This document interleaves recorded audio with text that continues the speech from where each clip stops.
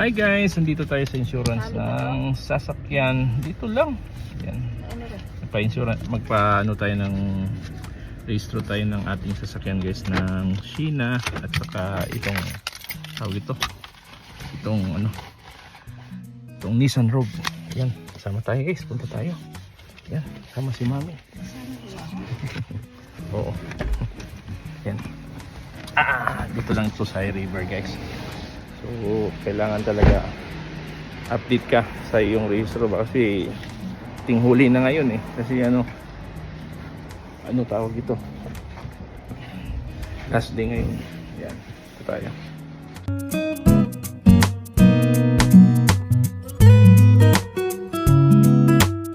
Yan guys, madali lang guys. Dito sa Canada, wala lang 5 minutes guys. Tapos na ako. Kung sa atin to guys sa Pilipinas, abutin yung pila ka muna. Pila na ano. Dito tapos na. Ay, Pila kasi. Yan. Pero kung maraming tao, syempre. Dito kung maraming tao naman diyan, hindi rin abutin ng ganung katagal. Yan oh. Madali lang dito guys. Lalo na kung walang tao, ikaw lang mag-isa, nako. Baka 3 minutes tapos na. To.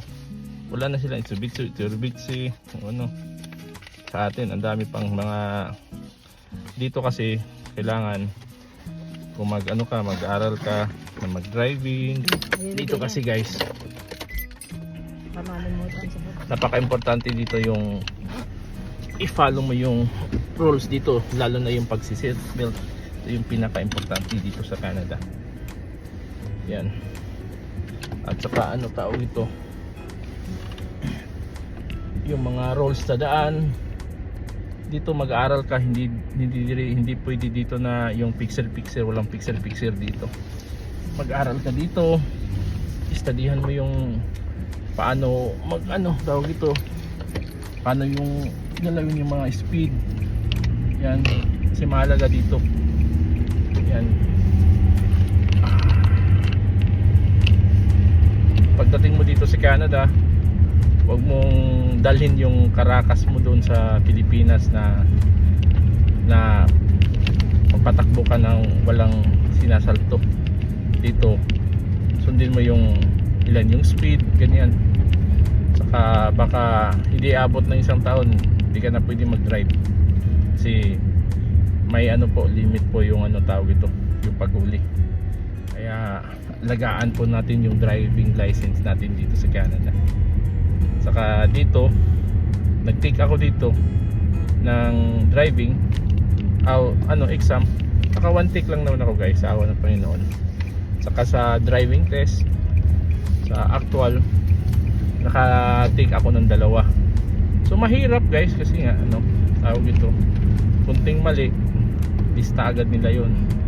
Kaya yung unang tawag ko to, exam ko sa drive, pinag-aralan ko kung ano yung dapat talaga yung pangalawa perfect ko guys, kaso lang yung merge, iwan ko kung bakit minusan niya ako ng merge kasi kung magme-merge ka, dahan-dahan ka lang. Kung walang attempt na sasakyan, you're free to go.